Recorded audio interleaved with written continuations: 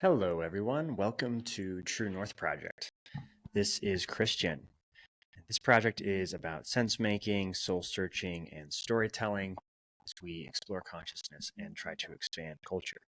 So, today, my guest is Tim Adalin. Tim is a philosopher and host, founder of the Voicecraft network and podcast. He's also a writer as well. Just a quick note on Voicecraft so you understand what it is.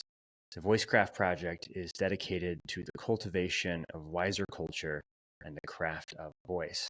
It creates context where authentic communication is welcome to creatively address the heart of what matters to being and becoming in the world. I've listened to several podcasts and conversations on the Voicecraft network, some with many people all at once, some with just two guests. And so there's this really cool diversity of perspectives coming together in that little corner of the internet. And Tim's done an amazing job of curating some really deep dialogos and cutting edge conversations, as far as I can tell. And so I really wanted to have him on this project, on this podcast, to sort of see what we could weave together and synthesize. So this is sort of like a kind of pandering philosophical exploration that we go on, from float tanks into, everything around how to sort of exist in the current moment that we're in right now. And hopefully this is just an opening of a door to more conversations with Tim and his network. And really excited to share the conversation. So I hope you enjoy. And I also just want to, before I roll the conversation, plug a sponsor, a partner, a couple partners here on the podcast. So the first one is Art Drop, which I've talked about on the podcast before. I've had the founder on the podcast, Nico. So you can learn more about Art Drop there. We're going to be releasing more and more conversations with some visionary artists and people involved in the Art Drop side of things. But Art Drop's essentially just liberating art, empowering artists, and trying to, shift culture in some sort of meaningful way by spreading regenerative memes and empowering the people who do shift culture, which are the artists typically. So stoked about Art Drop. I'll have a link in the description if you want to check them out, if you want to support human-made art and have an epic 3D printed textured replica shipped to you from Art Drop and support a visionary artist. That'd be amazing. And we're also partnered with Lumi Labs. So Lumi is a the best cannabis edibles I've been able to find so far in my 7-year journey with cannabis since it got legalized in Nevada. And I'm just not impressed at all with the general sort of edible scene, especially here in Nevada. But, Lumi's doing it right. They're basically including all of the cannabinoids and terpenes that, get produced by cannabis. And so when you take a Lumi gummy, you're not just taking THC, you're taking a balanced kind of full entourage experience or symphony experience of the cannabis strain. And each of their strains sort of has a unique formulation and packs a unique punch, a unique experience. So they're incredible if you're, somebody who's not necessarily looking for a crazy THC bomb and needs 100 milligrams to feel something. But if you're somebody who's more like, hey, I don't want to get like blasted completely to the moon, but I want to have a really cool experience, whether that's just boost creativity, boost mood, and boost a social experience, enhance that. Or if you were looking to get to sleep better, if you have trouble sleeping or you're dealing with any sort of pain, there's many different applications. And because they have strain specificity and strain specific kind of targeted benefits, you can pick a strain that works for you. So check out lumigummies.com, and I'll have a link in the description, and use the discount code True North to save 20% off and to support this project. But if you're cannabis curious, these are federally legal from hemp. They can ship straight to you, and we'll also be carrying them at True North Float if you're in Southern Utah and you want to have my favorite way to experience a Lumi gummy, which is paired with a float tank. I think that's one of the best ways to use cannabis is doesn't necessarily have to be in a float tank, but in an introspective and an intentional kind of manner I think that that's where cannabis becomes, more than just a recreational like good time or a just a drug, but it's more of like a sacrament in my experience. I mean, if you take it in the right set and setting and the right kind of quality of substance, then cannabis can definitely be, um, more on the spectrum of sacramental use than just recreational use or medicinal use. So that's my recommend, and we've tried to create the best experience and the best environment for that at True North Float. But choose your own adventure. These will ship right to you. Get out into nature, go into a introspective sacred space or connect with your partner, connect with a creative muse and do some painting or writing or whatever, floats your boat. So have a good time, have a nice trip, be intentional, be smart, be safe, and enjoy this conversation with Tim Adalin of Voicecraft. And I highly recommend you check out Voicecraft, which will be linked in the description as well. Much love.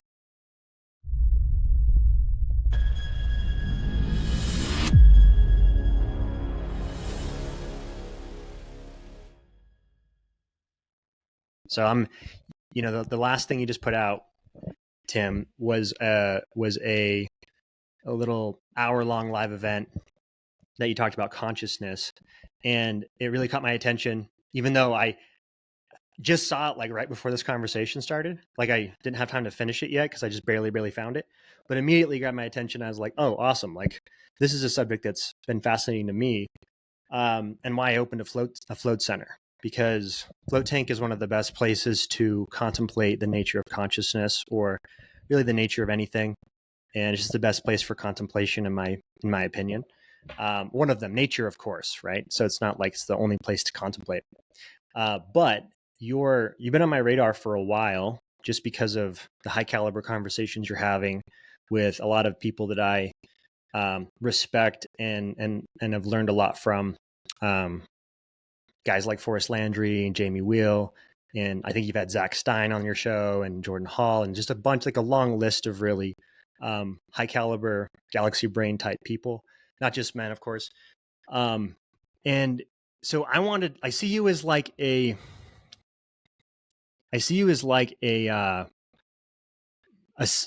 interesting node that's like a synthesis of a bunch of different fascinating minds that because you've been having conversations like this for a while, and you're I also just want to pick your brain and learn from you about, because you're further along the road than I am, right? And this sort of dialectical kind of podcast journey. And so I would love to learn whatever I can from you on that, if possible, and see if I could be of service to you in any way. And obviously, all this is in the spirit of win-win games and dialogos, and let's see where we can get to together. Yeah, man. Well, you've got a float center, and I absolutely love float tanks, and so you're living a particular dream of mine as well. Cool. Well, I know you're down under, you're in Australia, but you're invited anytime. And if you need to take a trip to one of the most beautiful parks in the world, Zion, we're just about 45 minutes from there. So it's a perfect excuse to make the trip. Yeah, awesome. When I first moved to Melbourne in 2016, I did a trial at a flotation center here, and I had previously tried to get a job at a flotation tank place when I lived in Bristol studying a philosophy master's in 2014-15, and I couldn't get that job. And then I tried to get one in Melbourne, and then I did a trial shift, and they had two of us trialing. Well, I did trial week actually, and they had two of us trialing, and they ended up choosing the other guy, who then I ended up bumping into a couple years later, and he became a friend because that's awesome. But just clarifying on trialing, are you talking about like to be hired at the space, or are you in like a float clinical trial where you were floating for studies?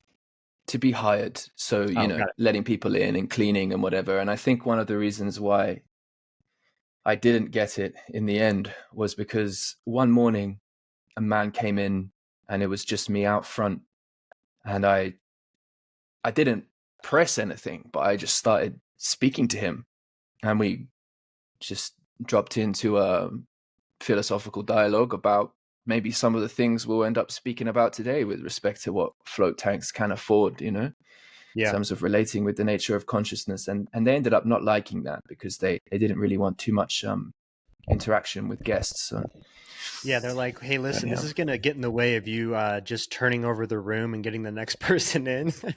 Yes.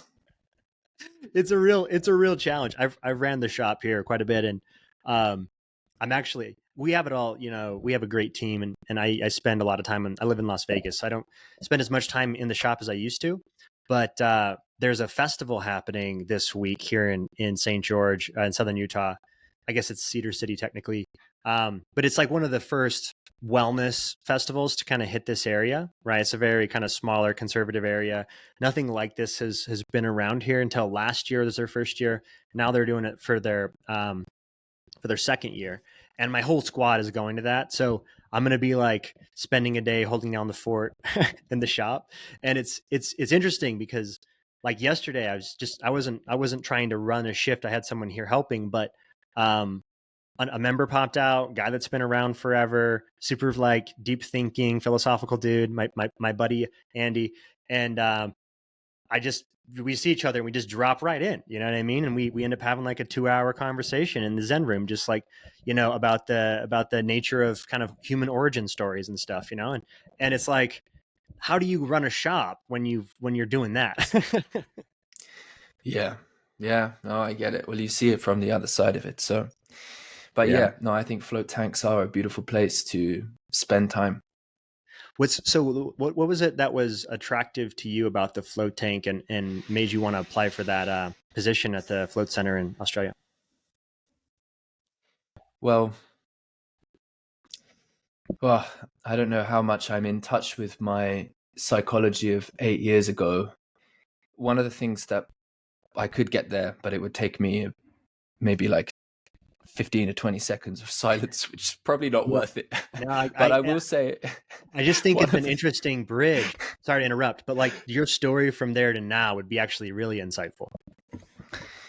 yeah, well, I ended up not getting that job, which was disappointing. And then I ended up working in a bottle shop, which is a liquor store, and you call them in the US. And so those, if those are your two choices, you'd rather be inviting people into Yeah. spending time in deep contemplative, restorative states, maybe challenging themselves, versus being forced to sell. I mean, I refused, obviously, many people who came in who might have been ill or potentially violent, but it was a relatively speaking, it wasn't a nice liquor store. There Hmm. was a fair bit of Wow. trouble on the corner. And so I was held up there once. It turned out to be a fake gun. But and then other times, there'd be someone who'd come in and who'd, I would say clearly, how can you ever know this clearly, but clearly was suffering from a severe brain injury and desperately were trying to like use their excrement stained coins to buy some alcohol. And it's like, Oof. is this what I want to be doing here? So, I refuse that person. But anyway, so yeah, the image that popped into my mind regarding the float tanks is in terms of 2016. For me, it was 2018. Right. Yeah. Well, So what was the, let me ask you this, like, what, if anything, has the float tank done to shift your psychology or your any sort of way, your disposition or your health, or just was there a shift at all? I haven't done enough, not over the last years. Um, but being able to, the first impression that really comes to mind when I think of them now is actually just relief in terms of time away from screens. Mm-hmm. It's Oh, I would sorry, you just yeah. reminded me. Go ahead. Sorry, I'll stop interrupting you. All right. No, I would say I've I would say the challenges of being addicted to screens have ebbed and flowed in my life, as I'm sure for the majority of us. But even just recently, the relief in just not having my phone with me is incredible. Yeah. And I'm clearly getting into a point where there's the phone, the screens, there's so much in a way like investment I have out there in the world. And who knows if it's an email, if it's an app, whatever notification. Sometimes you have to be really on those notifications. You're coordinating things with people. All of a sudden you let something go for a couple of days and it's a bit of a fuck around for people. And so there's a sense of needing to be present. And it's quite likely that I'll receive over the course of my life many instances of life-changing news that I want to receive, right? And so there's this just multi-potentiality. And then, of course, all the different distractions you might get from scrolling and all the rest of it. But there's just something about there's something about the screen as like this, I don't know, some sort of intravenous drip. Yeah. And the float tank, there ain't no screen in there. So that's big. Yeah, someone's going to do it eventually. Someone's going to build. It's like they're going to build TVs and float tanks or something, and it's going to be like. In fact, I wouldn't be surprised if that turns into a pretty cool offering by like a Meow Wolf type company where they put people into like an immersive art experience in a float tank. That would be worth. I would go in for that. But in general, we need less screens, and we need the antithesis of screens. We need you know we need to fucking decolonialize our minds and actually like start over, like go back to first principles. And a float tank is really like the best place to strip it all away, just let the water wash it all away. It's regenerative as fuck, like nothing's more regenerative than the sacred water of life. And to have the ability to steward that in a transformational temple of sorts, to let people come in and actually wash their sins away, so to speak, and be born again, be baptized in the salty water, I'm speaking in terms of in religious terms, because I live in a fundamentalist sort of place. Well, I have lived in Utah. I live in Las Vegas now, but my home is here too, like this is my tribe, like this is my business. And so it's like I would love to unlock the float tank for people here and elsewhere, because I think it as one of those disruptive technologies, in the sense it's disrupting the drip that you're talking about. It's disrupting the chaos, disrupting the noise. It's interrupting the pathological like insanity of our modern societies, our strip malls and our freeways and our commercialism, consumerism, all of the it's exhausting, right? And you see people that are, I mean, I don't know what it's like in Australia, but in the United States, it's rough. Like you see people who are just insanely overweight and sick and addicted to their screen, and just like, on who knows how many different psychiatric drugs or whatever, and just dealing with a lot. And so could we find solutions to actually catalyze that, transformation of humanity back to our healthy state, our birthright, our default mode, and actually from that foundation of health, create new stories and new structures for the more beautiful world. Right. Yeah. Well said. And I certainly believe that float tanks are helpful. I mean, there's issues in the sense that building a business around it, I don't think it's incredibly straightforward, because they take up space, they need cleaning. You can only have one person in there at a time. They, like many things, they make sense. How much they, it seems like, the dream I would have would be, to live in some context where maybe there's a few hundred people and maybe the community has access to some float tanks or a float tank. It's like there's so many things that with money you can do, which are like individually or for small groups very healthy or worthwhile, right? There's, whether it's as well finding people to maybe look after your kids, to tutor your kids, right? To diversify the energetic relations that kids have with adults, to balance things. There's all this necessity of holistic life, which for the most part money is bridging the gap for some, obviously, and not all.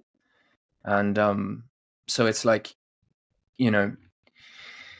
figuring out the way through the socio-political, economic realities toward bringing together services, opportunities, affordances, getting the constraints right for healthy living as a human being in the process of adaptation with technology, in the context of evolution and the context of deep history and possibility of the sacred. All of this stuff is beautiful and noble goals, and I share them with you. And there's just a lot that all of us, the very conversation around, let's say, growing the mission, increasing the health and the quality and the success of the mission that might underlie something like a float tank center, is very much a practical context for relating with the full spectrum of problems of civilization, if you want to take it far enough. So and I do want to take it all the way, actually. The funny thing about True North is it started out as before the float center. It started out as just one kid trying to like orient himself in the universe. And just to give you a little context, because you probably don't know, we just met. So but I grew up in a small sort of tight-knit fundamentalist Mormon society on the border of Arizona and Utah. This is an offshoot from the mainstream LDS Mormon church. So in the 1880s, when there was pressure put on Utah, which wasn't a state yet, there was pressure put on just the territory and the Mormons by the U.S. government. And there was actually like a lot of tension and potential war on the horizon. And so the Mormons, after, a certain point, were told to sort of stand down, and Utah sort of bent the knee, so to speak, in order to get statehood and to stay, have their own, maintain their land and not have to go to war with this mighty, they would have lost. So they gave up polygamy, which was an openly practiced thing, men with many wives. And at that time, there was a tributary of say, priesthood authority or a lineage, right, that was claiming to have roots back to Joseph Smith, the founder, saying, we're going to stick to our guns and live it the right way. And, we have the authority to continue to marry people and do the thing and be the high priest, right? And so that lineage fractured in all kinds of ways. And there's almost like a capillary from or a tributary from a river. You see these like wetlands and how the rivers sort of fork out. It's like that kind of same thing, but with priesthood. It's like everyone's saying they got it, you know what I mean? And they're all like claiming their line as being the one. And then they'll have like slight little differentiations in doctrine or something that they got hung up about. And now they're just like in their own little echo chambers where they're probably, well, I don't want to sound like an asshole and say inbreeding, but there's a lot of that happening in certain parts of the world as well. You know what I mean? Where you just run out of new blood because you have such an insular type of ideology that it's hard to really, you don't see a lot of like tons of people converting. You will see a lot of cross-pollination between different sects where people are like, hey, you got daughters. Right. Right. It's like, fuck. Yeah. So, Well, so yeah, that's like that's everyone else, hey.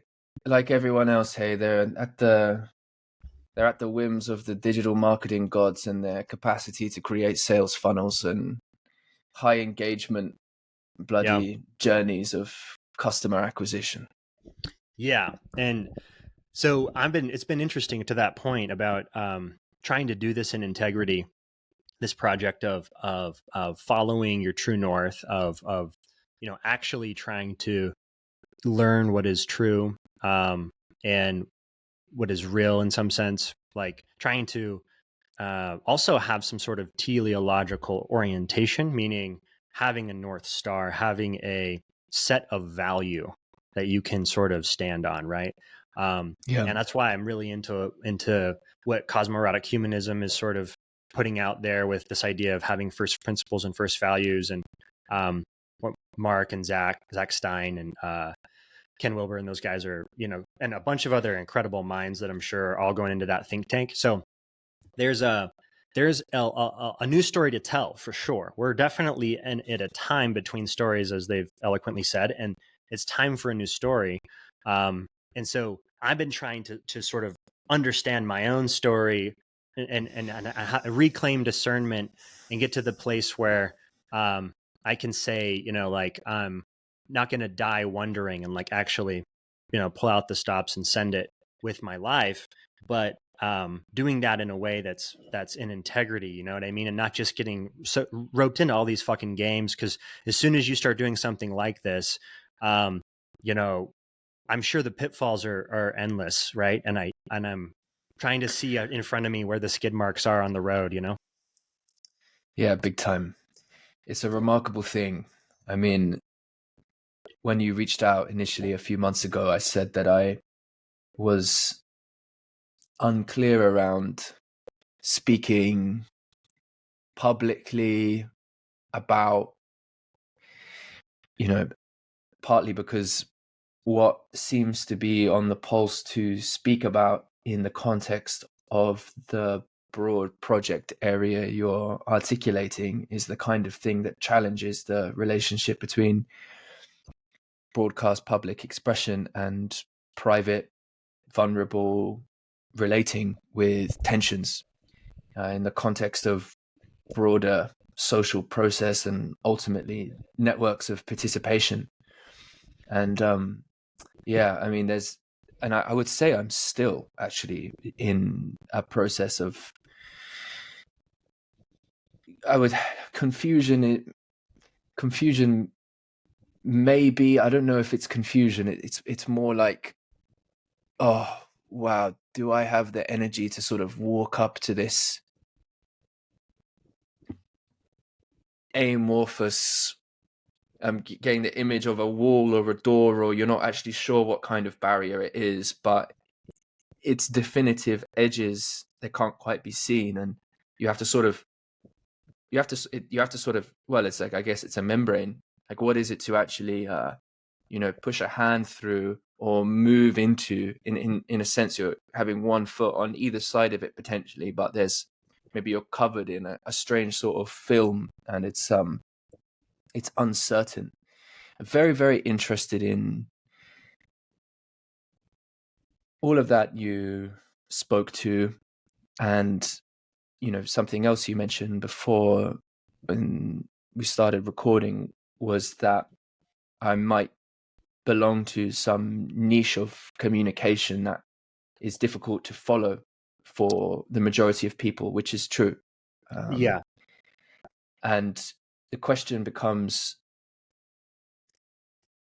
well, if we are wanting to stay in integrity, then you might find it peculiar if I was to all of a sudden not engage in a way of expressing that was particularly, as you'd come to maybe expect, difficult to follow. And then how are we going to start to bring that into shared touch Right. and shared relation? But the final thing I'll say is that part of the contention in what I'm speaking to is, and this has been one of the kind of meta contentions of the project for quite a long time now, in terms of what it's seeking to address, and is the subtlety of wanting to basically protect the channel of transmission and signal Mm-hmm.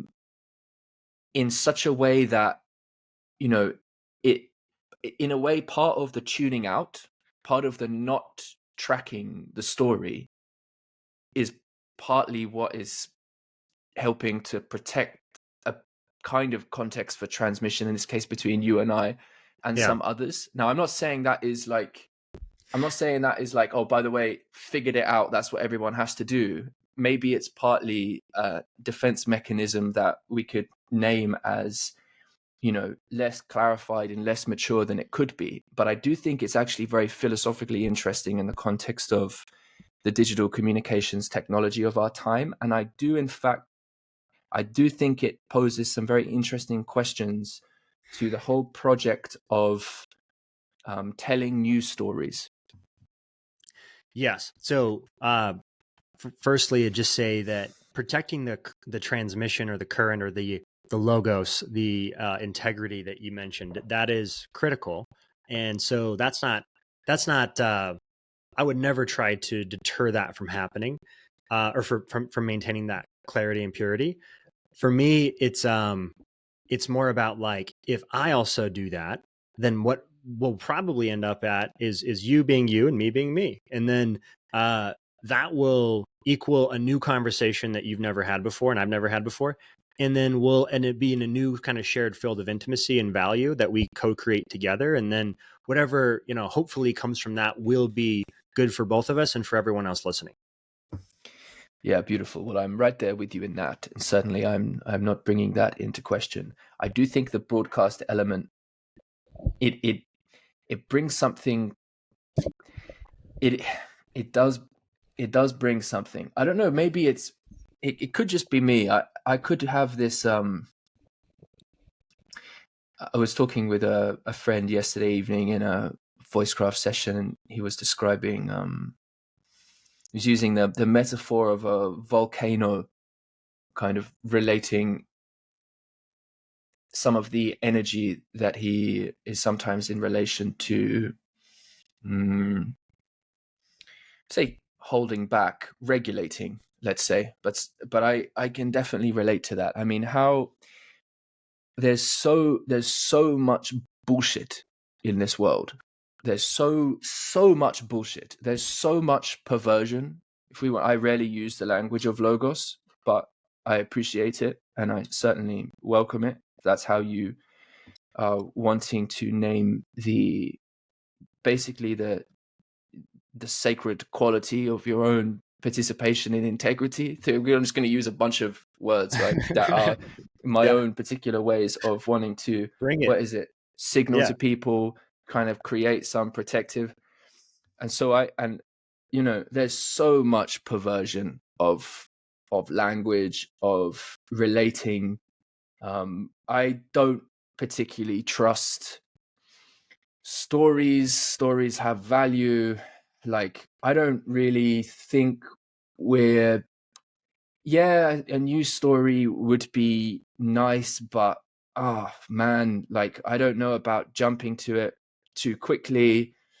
And of course, what I said is a very basic. It's come out super basic, right? Like, oh yeah, I don't think stories are all there is, and maybe jumping to it's too basic. Wow, what a fucking takedown philosophical argument. Like, obviously, anyone listening to that would be like, well, let me tell you about how I'm relating to the fucking context of stories. But so I fucking love stories, of course. Like, like as deep as you want to go.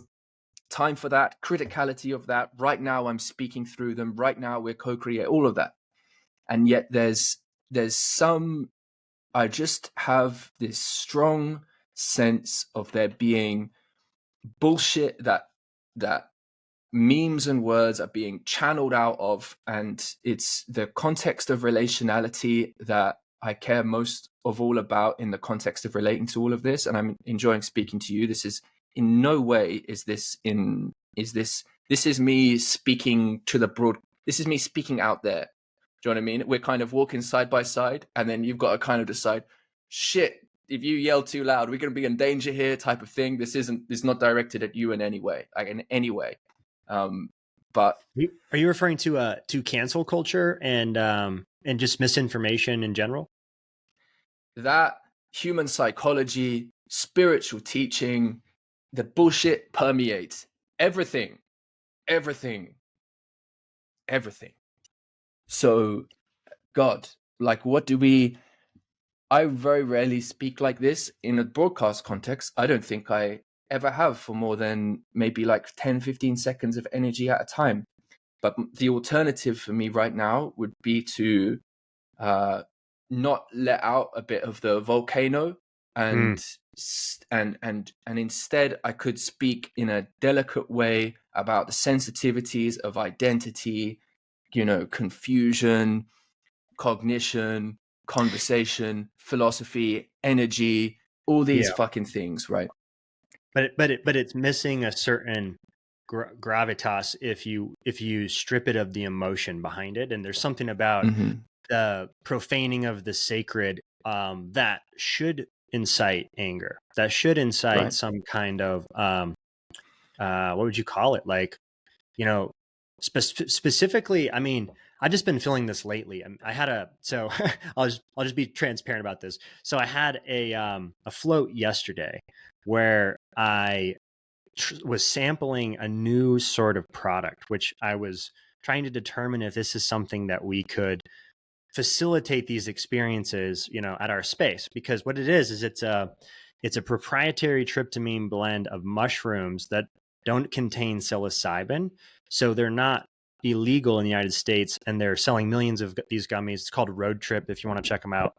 I'm not sponsored by them or anything, but they're they're these mushroom gummies that are potent, right? I found out yesterday how potent they are, and the only reason I'm saying all this is because I had an experience in the float tank, not knowing what I was going to get. I wasn't expecting it to be that potent. Right. I took four of them, and I would say one or two max for the float tank. Right. and so and so I took a couple grams of mushrooms on accident. Not on accident, but like I needed to know, what I was Right. playing with before I put it, You give it got to. anyone else the Big product. time. And what I ended up at was a deep journey, in a medicine journey of sorts, into the wounding of the feminine, and the wounding of the earth, and um the warmongering of the tyrants, and the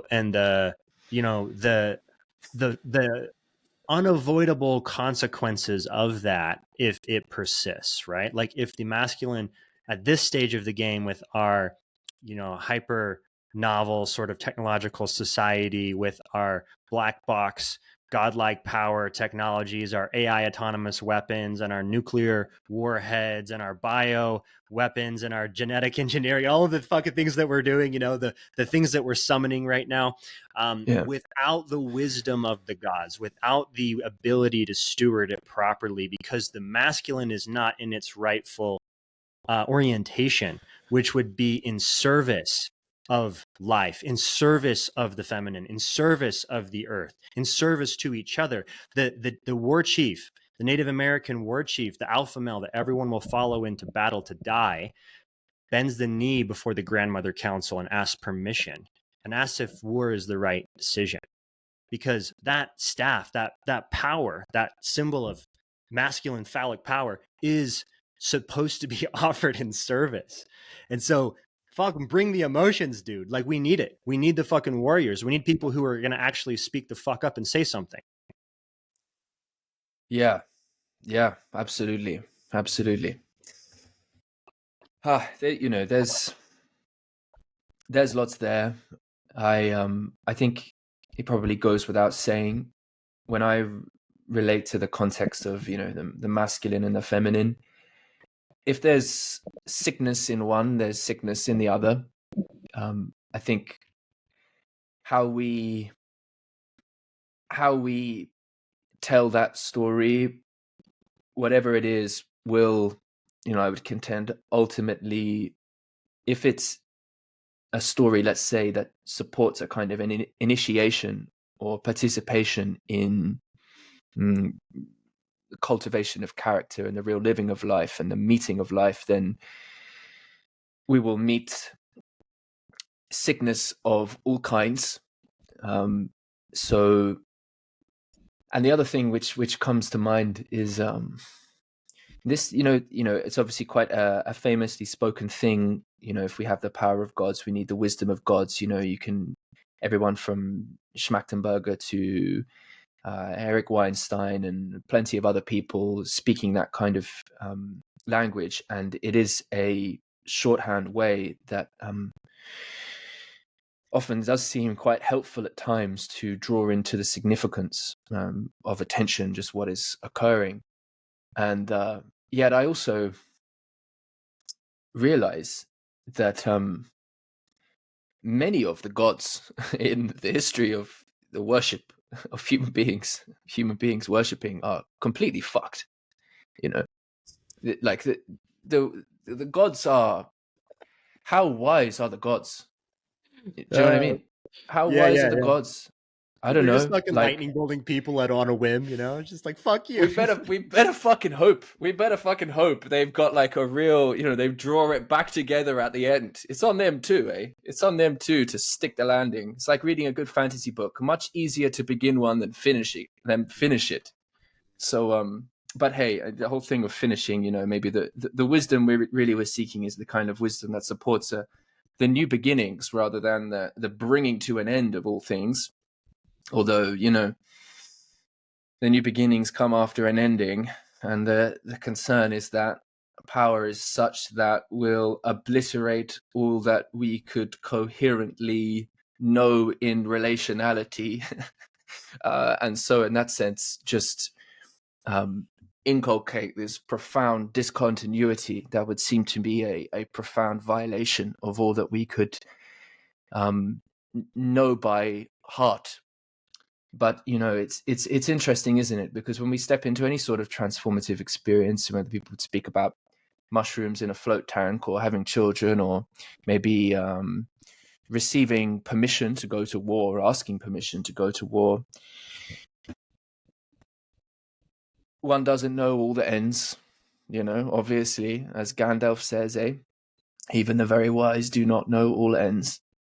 And so we're here needing to relate with the reality that we do not get to write multiple chapters ahead, right? And so there's this sense of needing to accept that what is beyond my present touch, that I can maintain a faith in the quality of potentiality, the quality of life, beyond my capacity to know it in that way of naming, in that way of grasping it now, in that way of having it. And so, please. I just to follow you, are you speaking to the sort of the gnosis that occurs before language, or beyond language, so to speak? Like there's a felt sense, there's a subjective sort of arising, right? Like something is arising in you. For one thing I've noticed more recently in my own behavior is when I do something, like when I just sort of nonchalantly say something like right, like where I'm just sort of nodding and making like a little mumble sort of acknowledgement. I realize that that's almost directly connected to my instincts or my intuition. It's like it's almost a little signal from the body, and I don't think about it. It just kind of happens as I'm listening. And so there's as I've spent, I don't know, maybe 1,000 hours in the flow tank over the years, and different sort of just been looking more inward in this chapter of my life, this last chapter, versus the previous 25 years or so. So it's like getting that new understanding of how to orient, how to relate to truth, how to listen, how to be open, and how to let the instincts and the intuition and the intellect all be in harmony, so that you can become inspired and actually orient your intention towards that inspiration and take inspired action in your life. So I hope Beautifully that this said. Thank you. I hope that this conversation is just an opening of a door to, because I know that there's only so much we could offer or unpack, or get to know each other on this one call. And I want to start some place that I think is fundamental, but I'm open to starting anywhere you want. that you feel is alive for you. But just because of the last video you put out, I figured this would be alive for you. And it's the nature of consciousness and self. And it's not to create some sort of long, sort of I don't know, like just this comes to mind, like this conversation that Sam Harrison and Jordan Peterson had, the first one where they did publicly, and it was just like a 2 or 3 hour long sort of like tug of war or something. You know what I mean? Mm-hmm. Over terms and whatnot, and truth and the nature of it. And so I'm more interested in just like opening and listening to your signal on what is foundational for you. Like, where would you start if you were trying to orient yourself in the craziness of our world? Uh, yeah, it's different if I'm writing in a book. It's different if I'm asked that by a, I don't, well, I'll respond to you in just a moment. But I'm not trying to problematize for no sake. It's different. Let's say if I'm asked by a 6-year-old child who I've just had some inspired connection with, and I'm just in awe at, wow, what an amazing being this is. And then it's different if I'm relating to a 12-year-old child met in different ones I've met in the past. Maybe their parents are nearby and those kids are not used to having slightly more open conversations. And so you meet a sense of their own fear of even reaching out to connect and relate that bit more deeply. And so there's all these different membranes, right? Because the way I sat down just recently, as I've been quite ill, and through that also met the need to relate with the challenges of my own psychology. So not just the physiology, but let's try and relate with what's occurring here in some whole being way. I spent about, I don't know, maybe an hour avoiding the question, which I had sat down and, so it took me an hour to get round to beginning to relate with the reality of my own confusion. Right. Well said.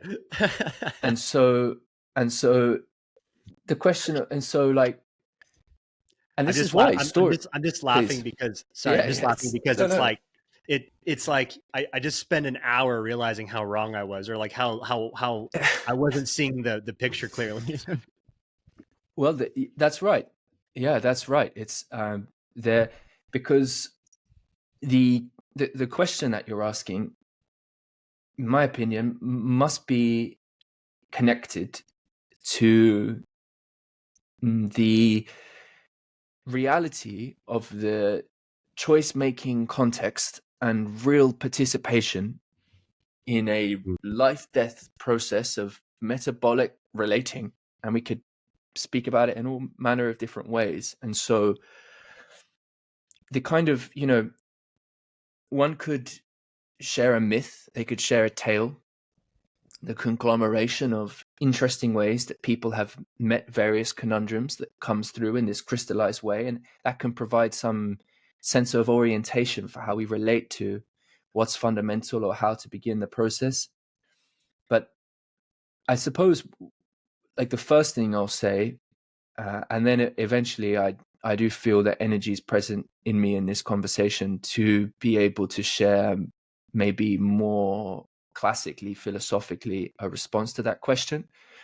But genuinely, the most valuable thing that I can share at the moment in relation to that is just the simple, complex reality that people would have heard many times before of just meeting the tension and struggle and confusion of life as such, like in the field as such, like just given how much wildness there is, how do we begin the process? Well, let's just like be right there in the process, and in that place we meet this, I believe anyway, we meet this a deep, profound capacity for knowing, and an outrageous confusion as well, and Mm. and that is uncomfortable in a way. It is, yeah. There's a mystery, and there's a catastrophe as well.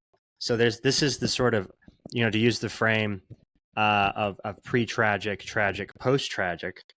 This is sort of part of the awakening of consciousness, is the awakening with a whimper, right? It's the tragic, the tidal wave of tragic when you start to look, and it's a tidal wave. It's fucking gonna take you down. Like there's not a whole lot you could do about it besides be taken down by it. So in some sense, you have to just surf the wave, and you can't really fight it. And this is the grieving process. It's like letting the earth just, letting life, letting the world break you open.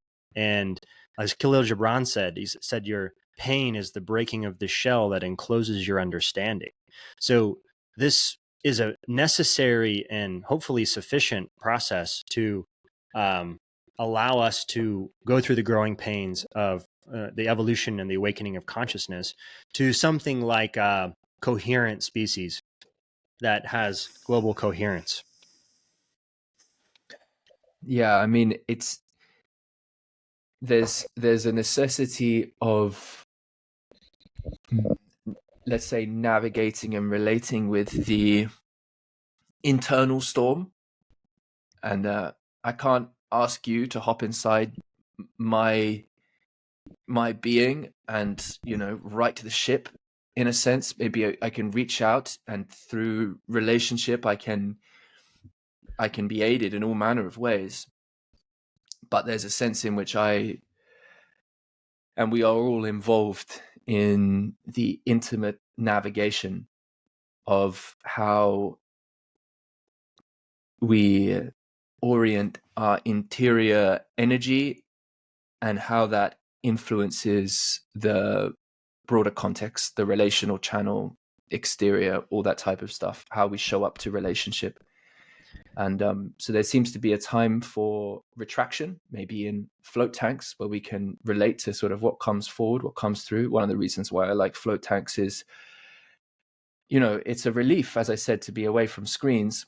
But the what comes through in psyche is more than enough. And so just a space and time to be with what comes through, and to allow that to come forth, and to be with one's own struggle in relation, and to get used to letting go and holding on, and letting go and holding on, and different things.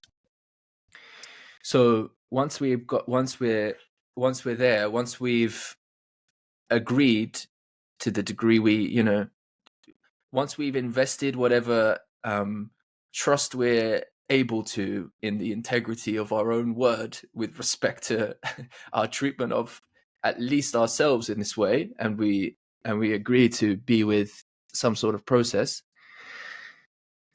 and if we can do that together, wow, how incredible is that? Yeah. Doesn't mean we're going to figure it all out, but all of a sudden then, hey, from this basis, brotherhood, sisterhood, relationship, okay, and we can go out and do activities in the world, and come to know that in other ways, importantly too. But hey, it's a powerful thing to, in that sense, enter relationship through the portal of the kind of humility that nevertheless has been refound by virtue as well of a kind of courage and care. Mm-hmm. And so when we have sort of courage, care, and humility in play, we are speaking about something that is closer to this post-tragic notion you mentioned, because it's a real courage because there's real danger. It's real humility because shit's fucking wild, right? And the capacity to care in relation despite all of that. How beautiful is that? How beautiful is that, to still care, eh? And to know oneself as that, and to stand and be known and value from that basis in caring. And now we can begin to maybe we can begin to invest more trust in the things that we say to each other. Yeah, I think you have to trust, like as you pointed to, there has to be a sort of self-trust and self-knowledge before you can fully. So in other words, this is a important polarity of relation and self, or relationship and self, right? Like, or self and other, or however you want to, label it.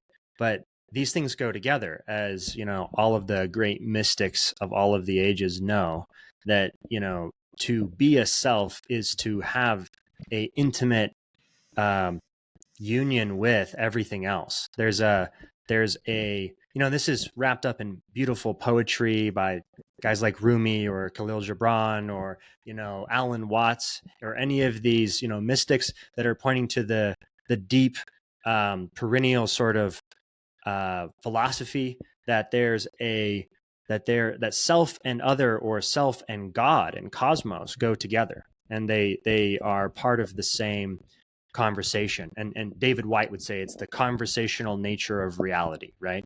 So we're definitely having a conversation with reality just by existing, and this is happening on the subatomic level. There's pheromones coming into my nose when someone walks by me, right? There's like biological conversation happening. There's this linguistic conversation happening, which is the sort of the evolution of life and consciousness, emerging language, emerging a neocortex, emerging a species that can do this thing. And then what emerges when now we have a new medium of structure. We have the superstructure of language that we can, as Modest Mouse would say, language is the liquid that we're all dissolved in, right? So it's like, just like a fish in water, we're dissolved in our stories. We're in this language. And to step outside of even language and to become the witness and to become just the self, this is, in my mind, Christ consciousness. This is recognizing your true nature. This is being born again. This is coming into wholeness. This is, the reunion, the homecoming of you as the third aspect of the Trinity, the Self, the Son of God. And so this would be where I would propose we start the conversation around where do we orient to, and where do we start. I think you have to start deeply introspectively with the self. And as you said, Tim, it takes courage. And it's interesting because if you follow your curiosity, eventually courage is required. Eventually you reach the edge of your understanding, you reach the edge of the cliff, you reach the pitch that's too scary, but you got to send it. You know what I'm saying? And so your curiosity and courage lead to consciousness. It leads to an expansion of consciousness. And that expansion of consciousness leads to, connectivity with the universe, with reality, with each other, with relationship. And then that relationship and connectivity leads you to compassion, because you begin to witness yourself and others. And in the universe, you see the pain in others as your pain. And then all of this leads to radical, hopefully, aliveness and creativity and orientation towards beauty and walking the beauty way, which is to see the beauty in life, add to the beauty of life, and increase your capacity to do both. How do you make sense of the notion of Christ dying for our sins? This is a big question. I got so I wrote a blog post about, this was supposed to be so I sat down and I made this map, right? Which was like a 6-part story. And I tried to think, diligently about the map. And I spent all this time ruminating about this long story. Cause you said before, like, it's hard to end a story, right? So it's like, you gotta think about the arc of it. And I did that for a while. And I wrote the first chapter, and it was about my Mormon story. So it's to orient me from the beginning, right? This first story that I started with was technically a combination of the first and second story, because the Mormon story includes the Jesus story, right? So it is a Christian story also. But specifically, I had to address the Mormon thing first, And then I thought the next chapter was going to be about capitalism and money and sort of the game of Moloch and, this sort of mammon, you might say, this sort of race to the bottom, right? Which I see front and center with the casinos in Las Vegas and just with what Las Vegas is, right? That's where I live. And so that was alive for me. I was feeling that hard in Las Vegas. I'm like, I need to write about this. But then I went after chapter one came out, and I got this like feedback from my community, my old tribe, essentially. And a lot of people, I got good feedback for sure, but a lot of people also felt like it was, some sort of an attack, right? And because I was, with my language, with my story, I was sort of trying to shine a light into what I see as a illusion, or as some sort of. So as Jesus said in the Gospel of Thomas, he said, the Pharisees have not entered the kingdom, and they prevent you from entering. So he's saying, like, the gatekeepers of knowledge have prevented you from entering the kingdom of heaven or the kingdom of the Father. They've prevented you with their illusion from actually witnessing your own divine nature. And so as I'm trying to shine a light to dispel the illusion, I'm being called the heretic, you see. And I also don't want to be called the prophet, right? Like, I'm not trying to be like this other, sort of person telling you what is the truth. I'm just trying to shine a light, as whatever I can shine, and Right. with discernment and humility, as you mentioned. And so the thing I realized was that the Christian story, which is my fucking name, it's hilarious, is actually the next chapter. It has to be, because for so many of us in this community, this town, and in this nation, and this Western society, Jesus is foundational to everyone's story.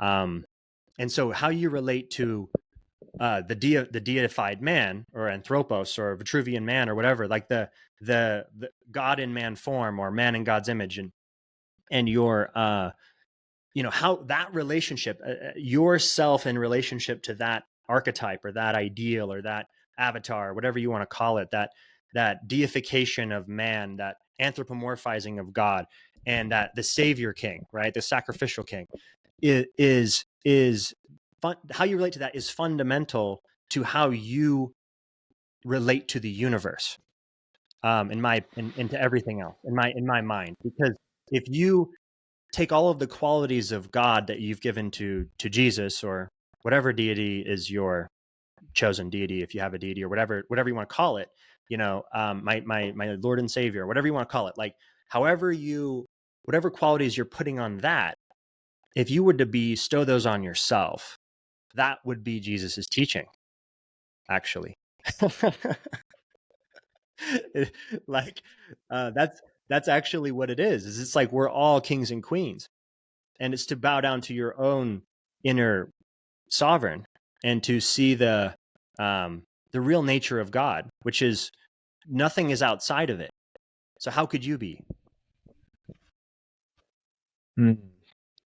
And how that relates to the sacrifice of Jesus is another story, and that's a complex one.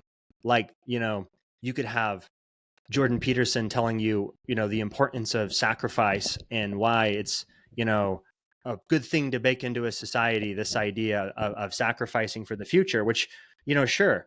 But there's also another story about a rabbi, about a zealot, about a rebel, a lestes, about a revolutionary. So this is the guy who's crucified. This is the guy who's crucified for sedition, for being. That's what you did when that's what the Romans did to revolutionaries who were trying to take back their country, take back their kingdom. They crucified them on hilltops so everyone could see. And he was not the only Messiah to be crucified, not by a long shot. There was a dozen Messiahs at least that were crucified, and one of them actually is actually successful in beating back the Romans, and Jerusalem was a sovereign nation for Israel was a sovereign nation for a couple of years before Tiberius absolutely razed everything to the ground, and there was the end of that kingdom. But all I'm saying is, like, we've lost the plot a lot of us have, not all of us, but of course, but there's this illusion that's somehow been, this veil that's been pulled over the story and the sands of time, like we've lost some of the signal. And I think, the Find It Nag Hammadi and the Lost Scriptures and the Gospel of Thomas, this is sort of like a breakthrough in the Christian movement, hopefully. Okay, so there was a thread which I was trying to get at, and sorry if I kept stumbling along. no, it's tricky. So when you spoke previously, you spoke of an expansion of consciousness and compassion. Mm-hmm. And I liked what you said about curiosity in relation to that. I do I am interested in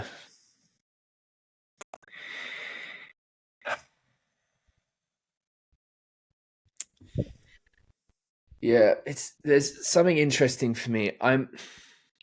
One of the tensions I have with Christianity is the particular there's a certain kind of finality in the life of Jesus. In that sense, he died for he was crucified. You mentioned other messiahs too, so maybe there's a different historical account, and I'm by no means a scholar or theologian. But there does seem to be rather claims to definitive actual happening in the becoming of reality, which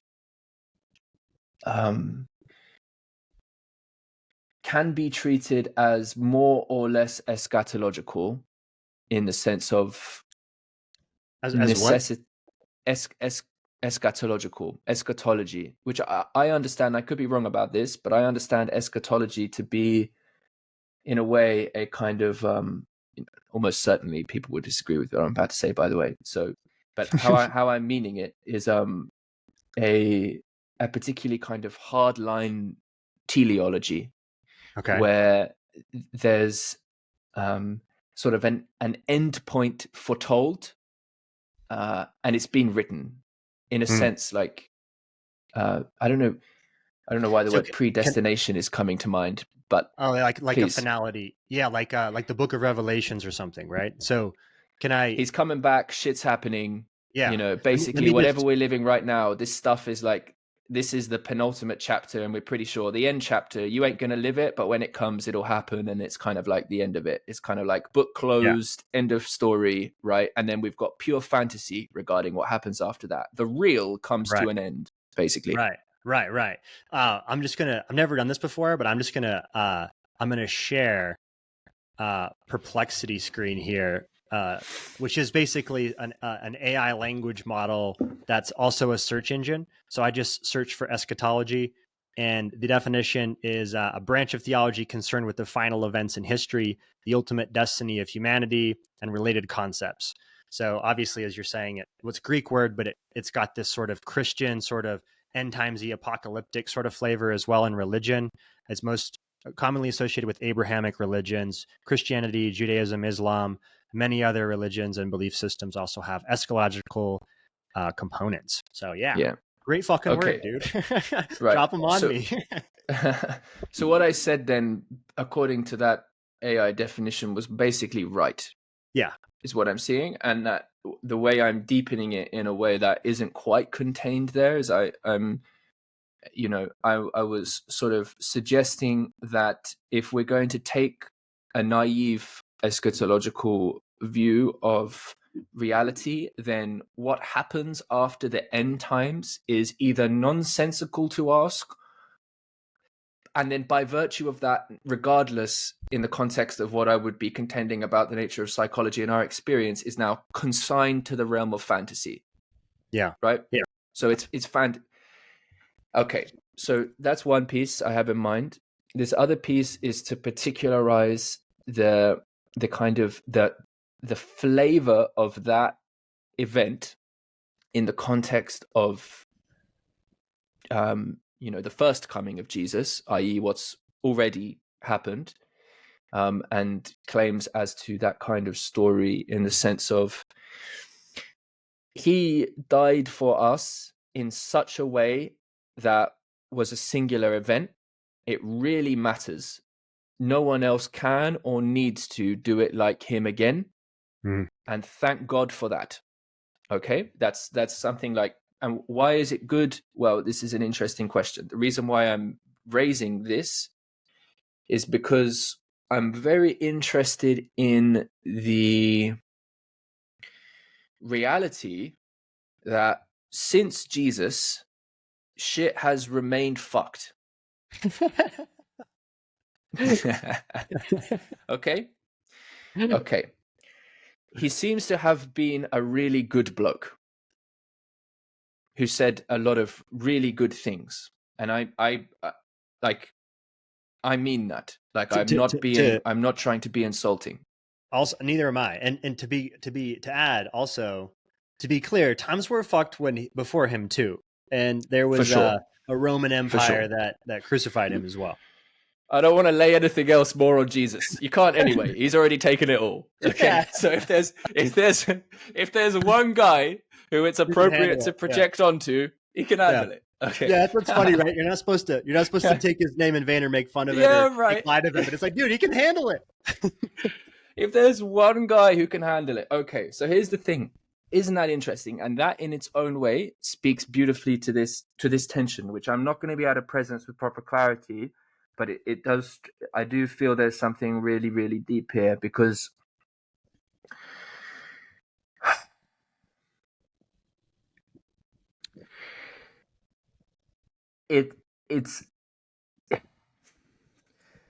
we are in a time, and have always been in a time, where sacrifice is difficult.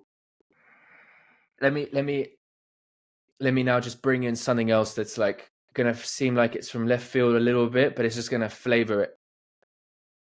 If the West, if America, certainly if England, I can speak more about England, I would say. If England, let's say Russia just continues to conquer, it looks like it's having difficulty doing that. So if we just play it out, if Russia just continues moving west and all of a sudden it's like, oh, there's a real war, that seems like maybe we need to fight or whatever, are people going to fight it? Are people bound? Do people believe in?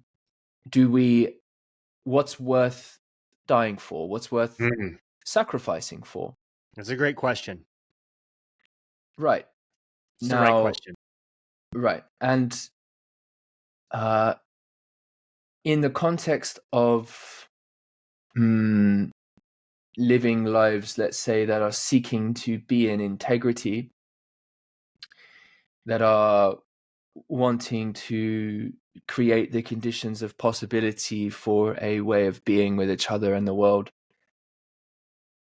it's not just like going to be handed on a plate. Hey, it's gonna have to be like some amount of sacrifice involved. A sacrifice of what? Interesting question. I mean, I don't just like want to just like kill myself right now for the sake. Like, it's got to make sense, right? So okay. I'm very interested in what is occurring in relation to the psychology of sacrifice in human beings. And I'm very, like, the problem is that behind the very best stories can be the same old predators. This is a real issue. This is a serious fucking issue. Yeah.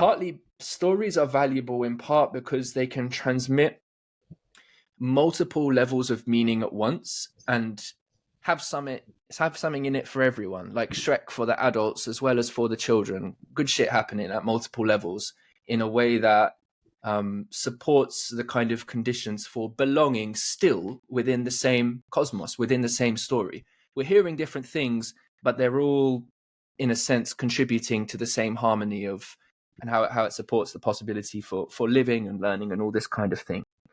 But in part, and that's one of the values. Now, in that very value is also like kind of the acknowledgement that I can be saying something at one level that this person only understands in this way, and this person understands in this way, and this person understands in this way.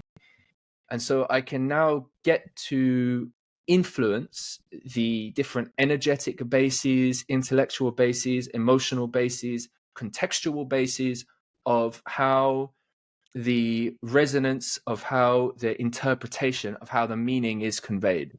I can actually begin to manipulate with story, and it's going to appeal and appear to some as though I've just absolutely nailed the way forward, but I've actually managed to sneak in something covert in there. So I'll stop there. Yeah, no, it's a real. I mean, you don't have to look very far for proof of it. It's all around. Look at the stories that corporations are telling about their products, for example, or their sustainability, or whatever kind of like labels or virtue signaling, greenwashing, the things that we do to sort of just um, you know profane the sacred because it's just business, bro. Right. like Of course. what is more sacred than our watersheds and our oceans and the very source of life itself? As far as we know, all life came out of the water, um, and certainly there wouldn't be this kind of life that's talking now without it. And we're basically just structured water walking around. So if there is one thing that's worth sacrificing for, it's probably water. Like that's probably the common denominator, at least a starting point, to say, like children and water. And children and the future children, the future generations of the earth, the children of the earth are thirsty. The children of the earth are going to be crying out for clean water if they aren't already. Many parts of the earth already have this problem. So we're walking into a water problem, a water crisis, because water is gold. Water is, and it's being purchased by all of the biggest. There's this documentary about it called The Grab, and there's a giant water rights buy up happening from billionaires and corporations, and the Mormon Church actually is one of them that's buying up a bunch of water rights, and all of the powerful players, because this is the most valuable thing on earth, and it's literally liquid life. And so, I mean, imagine like some sort of advanced civilization that's exhausted a planet of its water resources and it's searching for other planets to exhaust, and it finds Earth. That would be a tragedy for us, but they would just come in because it's the most precious thing, and at least to us, biological life, right? And how could we profane that sacred any longer? How could we be so nearsighted that it's just business, bro, is a good enough explanation to be that far out of integrity with and coherence with our own environment, our own self? Because as we just said before, self and environment, self and other go together. And there is no organism without its ecosystem. Those things are mutually what would you say? You've probably got a better word for it. There's like you could say they're interdefining. Like you don't get to define one without the other, for sure. They're part of the same description. And so if you were to take that idea of interdefining and say interbeing, because now there's an aliveness to all of it. There's a erotic sort of there's an eros, there's an erotic life force energy that is pulsing through life. It's shining the sun, and that sunlight is growing oil. It's, you know what I mean? Like liquid sunlight is on the earth and we're burning it. And it's like, it's creating life with the water. And there's this another beautiful polarity of the father and the mother, the sun and the earth, the water, like the fire and water, the sort of light and or matter and energy, structure and form, all of these masculine, feminine principles and harmony in the universe. They weave together. Chaos and order being one of them, obviously, and we are, as I see it, as far as I can tell, like just growing up in a highly patriarchal society where men have many wives, and I have no problem with cohabitation with whoever you want. Like polygamous, fucking gay, straight, monogamous, whatever. I do not care. Queer all you want. Like it's all groovy to me. We're all just the million masks of God experiencing each other and experiencing this reality. And I think that you should love who you love and you should be in communion with who you love. However, is the relationship of that love virtuous? Is the relationship of it all? I mean, I'm not saying it's not for every case, but what I'm saying is in the historical sort of domination of the feminine, the patriarchal domination or the control of women as, in some sense, resources, because controlling the women is to have power, and if you can do that through religion, which I've seen in first person, that is definitely possible. Warren Jeffs had 70 wives, and he ruined an entire town. He ruined the lives. I don't want to say their lives are forfeit, but he fucked it up for like 10,000 people, right? Right. And caused a lot of damage because he had this. He's the worst kind of perpetrator of this thing you're talking about, which is the deceiver behind the storytelling deceiver, or the weakling, or the tyrant king, or the psychopathic, whatever, like cult leader. Right. So we have to be mindful of this, and yet we cannot also just ignore the fact that we're storytelling monkeys, and that probably our only hope at this is to like create some sort of cultural wave of regenerative, sort of magic. Yeah, absolutely. There's it's interesting. I think we probably find ourselves at different points in time relative to our access to participating in conversation, emphasizing one flow of the dialectic rather than another. And so story is critical. I mean, at some level, the structure of narrative is foundational to our building blocks of making sense of things and positioning ourselves in the world. And obviously, people like to emphasize different things, like, whereas Charles Eisenstein speaks about story of separation, that one comes to mind, subjects and objects and Cartesian and like all this stuff. Like there's many of these different splits recognized by different philosophers and historians, and we have interbeings, and then people are like, oh right, interbecoming, and okay, all the inters, Mm-hmm. And then we're going to come back to some of the stuff we've already spoken about. And I do obviously find the languaging to be interesting and valuable.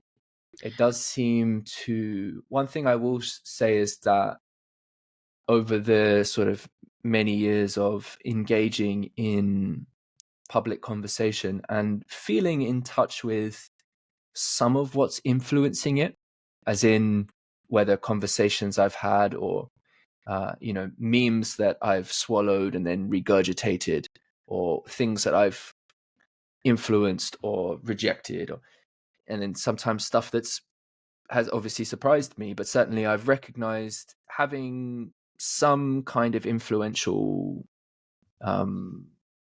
function, at least in the lives and the words used of people I know at different degrees of proximity. And in that process, I've also recognized, Nora Bateson was speaking about this years ago. She called it the groovy meme machine, something like that. but basically just the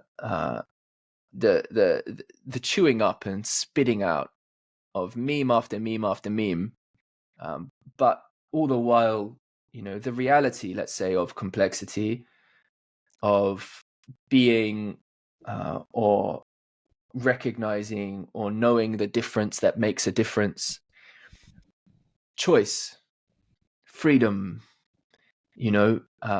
a kind of an active love, all of these different things, in a sense, when it comes to questions of ethics, of how we can participate in our own understanding in relation with others as into being, we come back to,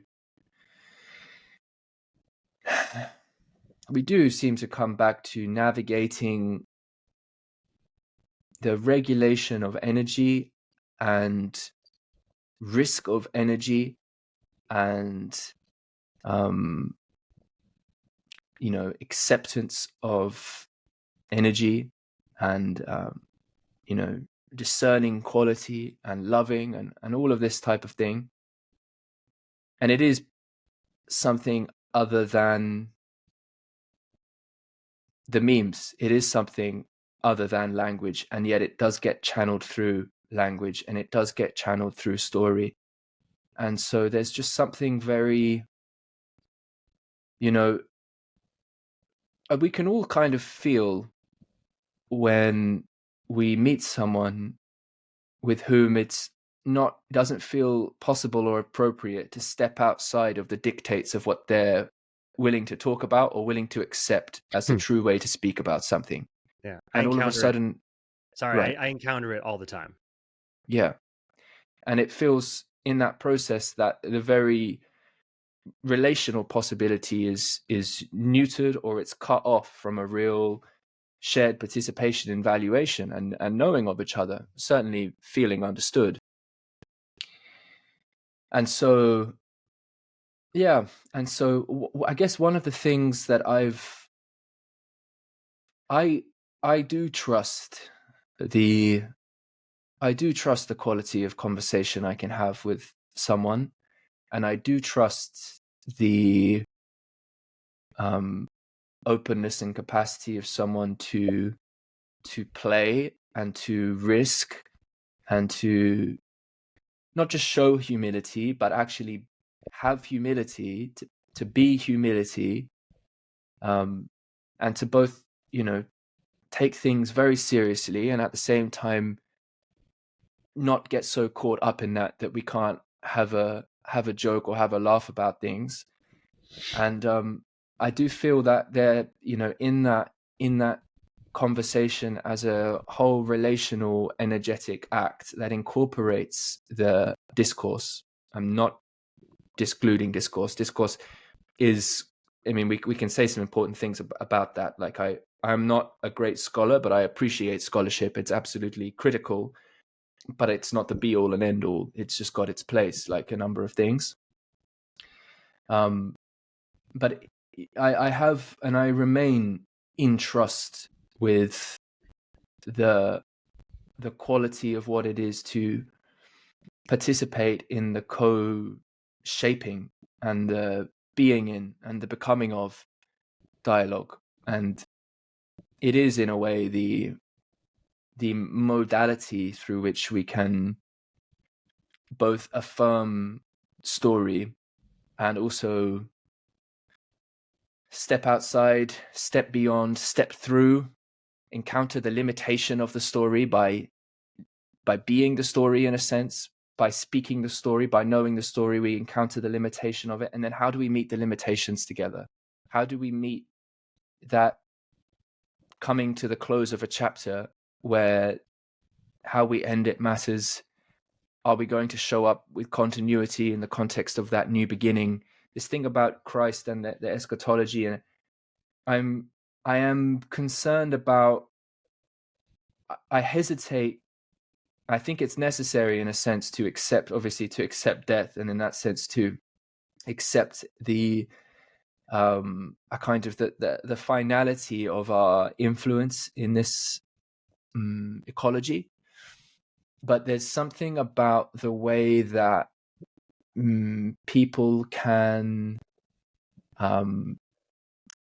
abstain from responsibility, abstain from a real tasting and appreciation of life by virtue of proxying something foundational through another, whether a story, whether something of a kind of eschatological flavor. A sacrificial king.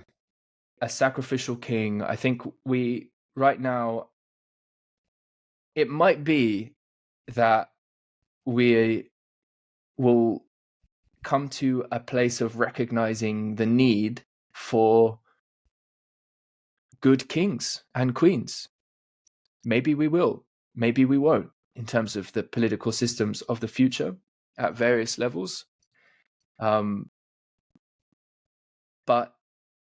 right now, it's a lot more uncomfortable than that, which is that we actually don't know the appropriate and we don't know what the authority structures to come that we would feel in our hearts to be capable and just and adequate now are. And yeah. Yes, sorry. I just want to add, there's if we end up at monarchy, that would feel like some sort of self-arrest, like we're sliding down the hill. You know what I mean? You got to just like stop wherever you can. And it's like, self-arrest, fuck, this is getting ugly. And so we end up at monarchy. Like that would be, to me, that's what monarchy would be like. I mean, maybe there's another expression of monarchy that I'm not familiar with or that we don't know about yet that could be quite epic. But like you think about Aragorn and Lord of the Rings, and you think about like a groovy ending to a dope story, right?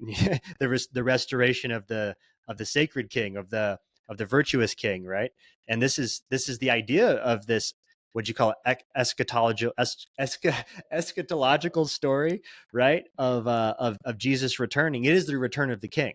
It's the same story, and this is why Tolkien, nailed it in some sense with his story, and why it was so why it stuck. It was a sticky idea and a sticky story that really resonates with emotion with people.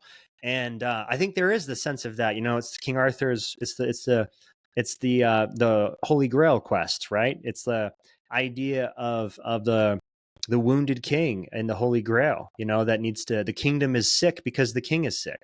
And there's something about our lack of kingship, our lack of real leadership, our lack of kings that is in some sense responsible for the tragedy of the commons, is responsible for our coordination failure, for not defeating the dragon that is in the kingdom, which is called Moloch, right? Mm-hmm. Like this sort of like multipolar trap nonsense, and nobody, these boy billionaires or whatever it is, whoever, it's not just, I don't want to make some subclass the problem.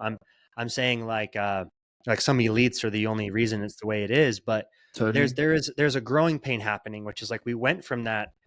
We can't go backwards. We're evolution's rocket shipping us forwards, and I think that it is, as you say, you have to be very humble, and it's a mystery as to what the social structures that will emerge will look like.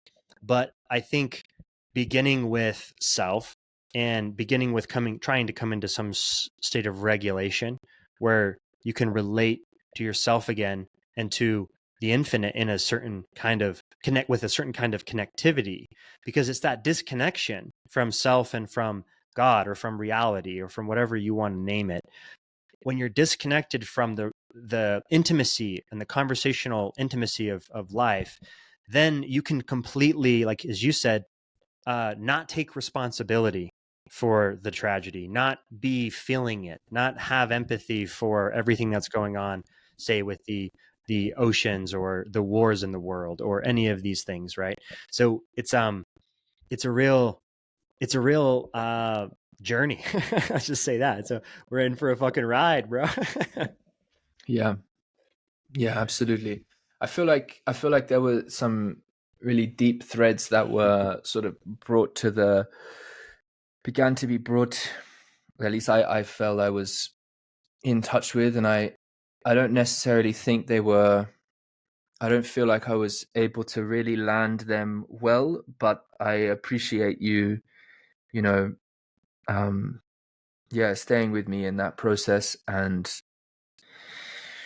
I feel like this is, I think for those who are here listening with us right now and who have been on the journey of this, then I I suppose I can say that I feel if you're in touch with the tensions and the possibilities and the predicament, but also the sense of resolve and the care to stay with that. These aren't these aren't just highfalutin things that aren't in touch with real effort. And I think that's really kind of key. And I would say one of the sad things then, one of the things I would be sad about is to the degree that people might listen to me and feel a sense of what I would hate is to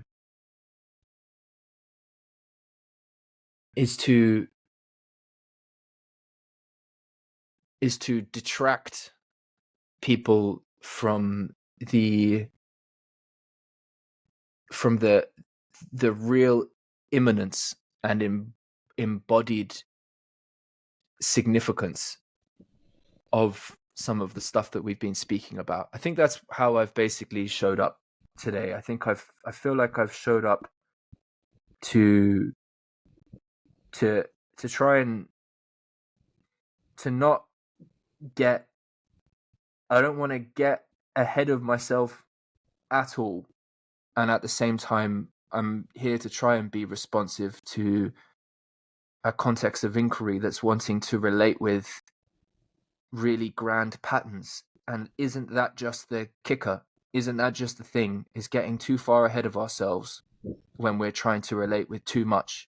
We somehow need to relate with the greater than and do it right here and now. And so the conversation of what we're going back and forth with here, and in the moments to come where I go about the day, for me it will feel the same, perhaps missing what I've enjoyed here, which has been the opening to express and to hear your expression in relation to this. I do feel that you are authentically on the path of engaging with it, and so yeah, I've appreciated meeting you.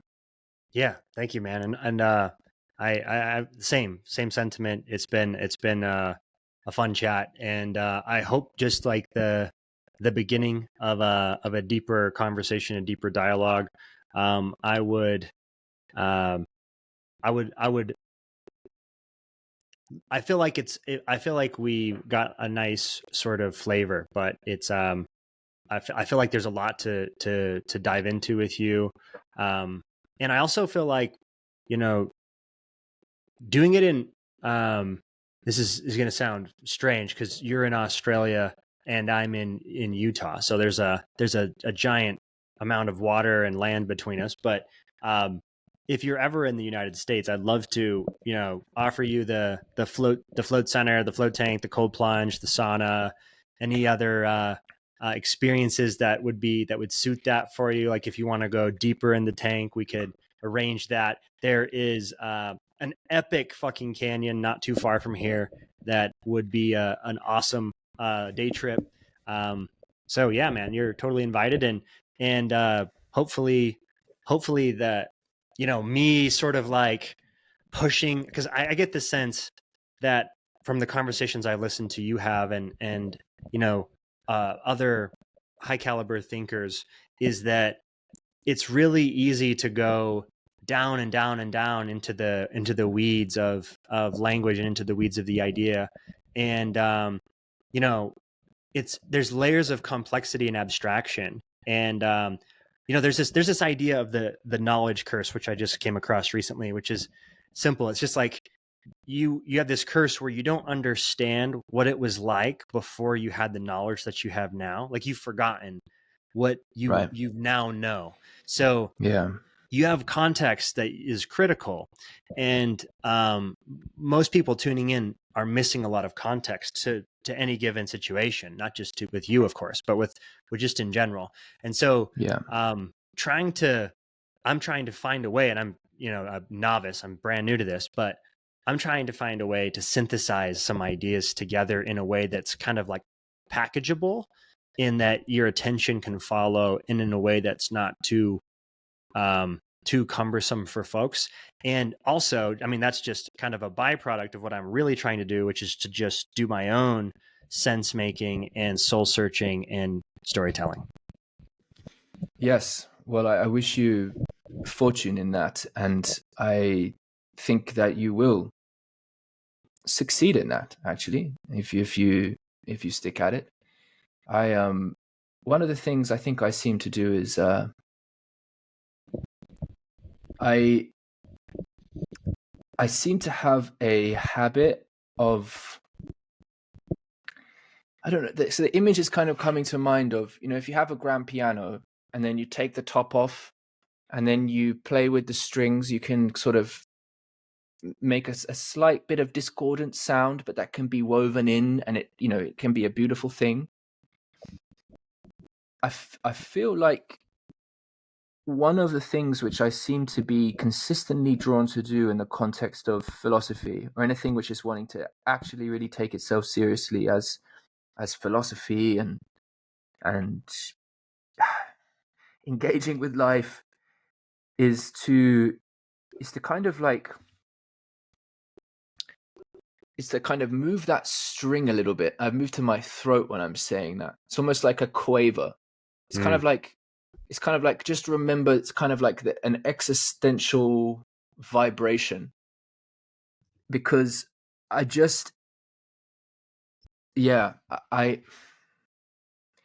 think partly it's been because the most quality, the highest quality relationships, and the relationships that have stood the test of time for me, the ones which and the relational field, which has been the endeavor to kindle and build and nurture, and it has to be sourced in a deep integrity, and how and that comes from the contribution everyone makes to it. And there's something about signal getting through to others who can relate with, can sort of recognize the vulnerability and the uncertainty, but actually recognize the strength and the beauty which makes it possible to share some of that vulnerability and uncertainty, and remain available and open to supporting the weaving of meaning together. And if and for the people who recognize that and can sort of can tune into that and support that, that seems to create a profound basis of relational possibility for then supporting the conditions for the co-creation of what would be more people coming into relation as a field. And I know that's something that's in part of your orientation too. And so with that regard, in that regard, yes, the synthesis and the metabolization into something more accessible is crucial and valuable. And I suppose the continued holding yourself open to the vulnerable aspect of that, of not being understood and all those types of things, that's also, braving that. And you're already someone who's accomplished in building what you're building. It's not easy to to get to a place where you can offer valuable experiences to people, you have to have relationships with others and all of that. But I'm just sharing, I know you were wondering about what's been like something in there, while it's also can be seen as like, oh, this person's in need of being made more accessible. And I'm not resisting that, by the way. I'm not resisting that. But I am pointing to, in that, let's say, what there is, in a sense, it's both a weakness and a strength. And the strength 100%. of it, So there's no condescension from me at all in no, that I sense. know there isn't. This is just the concrete example that kind of I need to speak to make the insight explicit, just to share it as a thing. And so staying with the process of being misunderstood, but coming from a place of, it's grounded in a deep desire to actually engage with integrity. And when that's there and you hold through that process, then we can build some foundational capacity to support each other in very difficult territory, the real wilderness, the real psychedelic wilderness. That's what's needed to do the real psychedelic shamanic work of relating with the context of the future. And so that's what I've been doing. And so, Danny, thank you for reaching out anyway. I appreciate it. Yeah, 100%. And we haven't even had a chance to dive into that, but with Voicecraft, you've got this platform podcast, but it reminds me, it has almost like Peter Lindbergh's The Stoa. It's got that kind of vibe to it for me, in terms of the way that you're trying to open source the sense making, and the dialogues you're having across community, and the interrelating that you're having with community. And I think that that's beautiful. I think it's awesome. And I see you as a pioneer in the way of the podverse, whatever you want to call it. Like, right. it takes some kind of weird, I don't know, is it autism? Is it some kind of like weird bug that people get, where they're willing to just fully send it in the way, right. it's like, even if this isn't going to build an audience, or maybe it will build an audience, but the point is it's like, it's not clearly for the audience, right? You're not going on a quest for followers, right? You're going on a quest for truth. And that's for that's friends, a noble thing, for community, for network, for relating with the world, 100%. Well, Tim, it's been a pleasure, man. I'll let you, I know I've taken up more of your time than I asked for. No, I appreciate talking. See you, Christian. All right. Cheers, man. Bye-bye.